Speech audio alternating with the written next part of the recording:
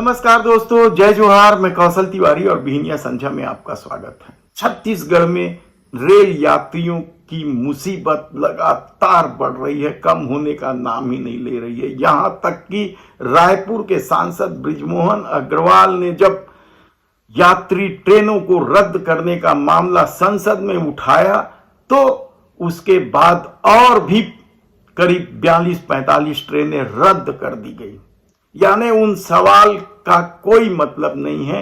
लोग मरे, क्या करे, इसका कहीं कोई हिसाब किताब इस दौर में नहीं दिखाई देता।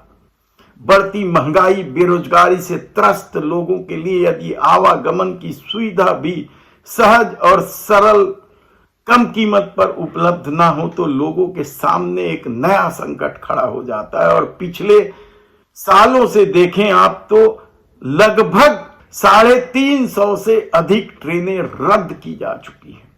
यात्री परेशान है और पेट्रोल डीजल में जो मनमाना खून निचोड़ने वाला टैक्स वसूला जा रहा है उसके शिकार हो रहे हैं, क्योंकि यदि यात्री ट्रेनें रद्द रहेंगी तो निजी वाहनों से, प्राइवेट वाहनों से उन्हें सफर करना पड़ेगा। और इन परिस्थितियों से जूझ रहे छत्तीसगढ़ का सच क्या है?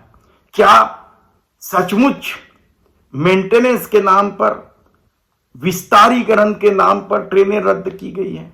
तब फिर सिर्फ मालगाड़ी क्यों चल रहा है? यदि कोरबा मंडल की बात करें तो 1 ट्रेनें चल रही हैं सुबह की, और यहां से 45 ट्रेनें मालगाड़ी की कोयला भर भर कर निकल रही है। यानी दिक्कत सरकार को सिर्फ यात्री ट्रेनों से है, मालगाड़ियों से नहीं है। लगातार इस तरह की शिकायत आ रही है कि कोरोना काल के बाद जो परिस्थितियां निर्मित हुई थी उसका फायदा उठाते हुए, यानी आपदा में अवसर की तलाश जिस तरीके से की गई है उसमें यात्री ट्रेनें बुरी तरीके से प्रभावित हुई।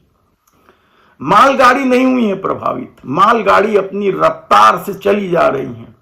खूब कमाई भी हो रही है बिलासपुर रेल मंडल को, लेकिन यात्रियों को सुविधा के नाम पर जिस तरीके से बरगलाया गया, जिस तरीके से उन्हें अंधेरे में रखा गया, उसके चलते आम आदमी का जीवन मुश्किल होता जा रहा है।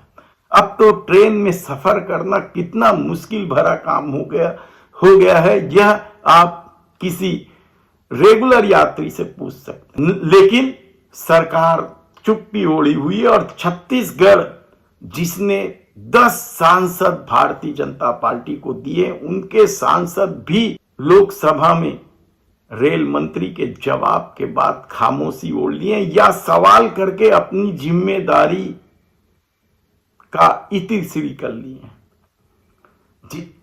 शायद यदि केंद्र में कांग्रेस की सरकार होती तो ये सांसद सड़कों पर निकल पड़ते, लेकिन ये मोदी सरकार है, ये मोदी शाह की सरकार है जिसके सामने अच्छे अच्छे लोगों की बोलती बंद हो जाती है। तब क्या इसी तरीके की परिस्थितियों से छत्तीसगढ़ के लोगों को दो चार होना पड़ेगा?